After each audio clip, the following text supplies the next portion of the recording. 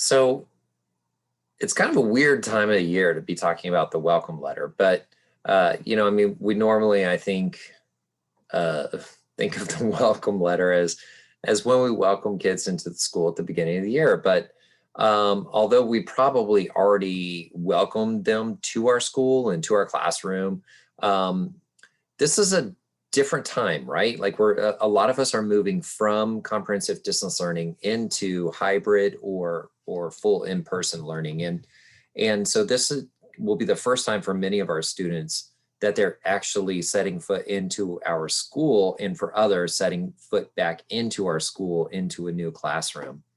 And so a welcome letter seems really appropriate, especially since our parents are going to have lots and lots of questions about safety, learning, all kinds of stuff related to what school is going to look like for the rest of the year. Um, and a welcome letter can proactively answer a lot of those questions for our families. I recommend that in addition to the welcome letter that you've probably already created as a district or as a school, that you consider doing one specifically for attendance. And that's what we're going to talk about today, is what that would look like in this unique time uh, to discuss attendance. And so what are the important things to talk about? And so related to the unique time that we're in, I think it's important to remind parents that many of our students have missed a lot of learning opportunities. The time remaining in this year can significantly impact our students' abilities to get back on track. As a matter of fact, one of the major myths that our parents hold right now is that, we're going to prioritize something other than learning right now, and they'll just make up for the learning when they get back in the building. But now that we're moving back into the building, it's time to remind those families that the time that we have left is not insignificant, and that we can do a lot to support the students that have fallen behind and help them catch up a bit. Also, remind your families that relationships connect kids with their school. We've done our best to focus on relationships, but there's so much more to be done. I've had the pleasure of being able to step into a couple of virtual classrooms this year and see the amazing job that our teachers are doing. And I'm just in awe of how intimate those classrooms feel. And so I think they've done a fantastic job, but we need to make sure that we finish the year strong and solidify those relationships with all of our students. In addition to that, it's always, I think, important to remind parents of the negative impacts that chronic absenteeism has on their children.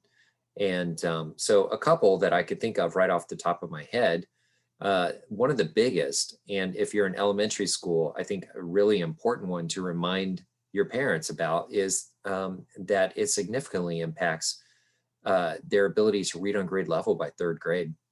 In Oregon, the actual research that we've done on the data is that there is a 47-point difference between kids who can read on grade level and kids who cannot, with the only factor being different is whether those kids were chronically absent or regular attenders. And so it has a huge impact on their ability to read on grade level.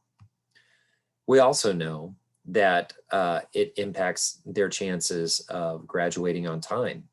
And as a matter of fact, it's one of the primary indicators of whether or not students will likely graduate on time.